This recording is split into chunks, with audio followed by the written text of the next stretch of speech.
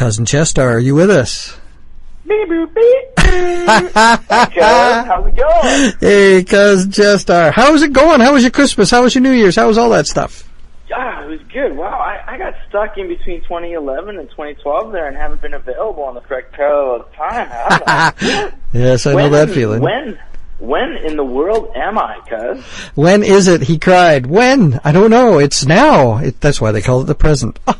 Holy smokes, it's January 23rd already. Well, what are the Banks of Canada's interest rates like? Well, there was a quarter point bump a couple of weeks back, or drop a couple of weeks back, that I'm sure has everybody thinking about it. I mentioned it briefly last week, but it depends on the length of them. But I think if you were looking at a 5-year mortgage, you're probably well north of 5% still, 5.25 maybe, 5.5. Wow.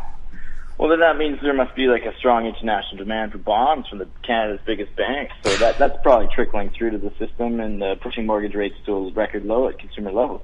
Without question. If that's what's happening, should one possibly consider taking a penalty on a fixed mortgage to capitalize on the opportunity for a lower rate? Wow. Okay. Yeah, that's certainly anytime there's a change in the overall national bank rate or mortgage rates, you need to revisit that. There's a couple items you got to know, of course, because one is, what is the penalty? The provincial standard is 3 months interest under the BC Interest Rate Act, but you never know what else they've added in there. However, under the BC Interest Rate Act, you should know that once you notify your bank that you are going to pay your mortgage off by way of writing a mortgage somewhere else, they can only charge you in the 3 months interest. That's it. They can't charge any more. That saves you from getting caught in the paperwork jungle between one bank and another.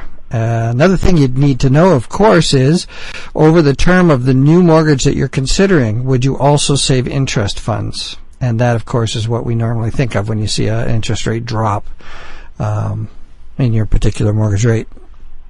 I think that's the two main things. Yeah, and what's the third? Well, the third one is a little slipperier.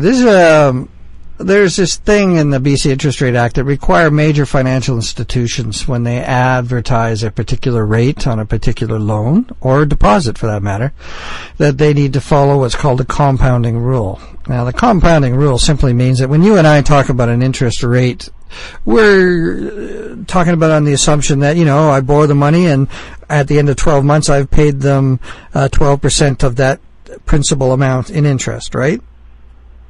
Okay, yeah. Yeah, okay. But there's a fancy thing that banks do, which they refer to as the J variable. The J variable. The J variable refers to when and how often does the interest compound. So if the J was equal to 2, that would mean that every 6 months you would pay interest on the interest that you've paid that you still haven't paid. Wow, I bet a lot of people that are getting mortgages or even just shopping for mortgages don't even know about that right now. It slips in. I was not aware of it until I educated myself, and then it was like, oh. Now, there are some pretty good rules in BC, and I can't speak for any other province because this is the only one I've been looking in. There's some pretty good rules, but like all rules out there, because if you don't know the rule, how can you make them stick to it? That's right. Know the rules, play the game. Yeah, I like it. Yeah. Thanks for answering that for me. Oh, you're welcome. Anytime. That's why I have Allied Assault on my laptop. Yeah, sometimes you just got to shoot things. A good man. I've got some research to do now that I'm back in the same parallel space-time continuum. Oh, you're welcome for that, I guess. Well, while I go do some research, you should take a listen to this band that I found. Wow. Well, see, I accidentally got stuck in the future for a little while, so now that I'm back in regular time, I found this band that's going to be a big hit in the future. The band is the Shooting Guns. Oh, perfect. Saskatchewan. Yeah. The Shooting Guns are, let's see, I'll tell you, they're a band carving out some new territory between, like, Sabbath-style riffery and heavy pulse-ridden tone. Like, kind of like Black Sabbath, Black Mountain, Wooden Ships.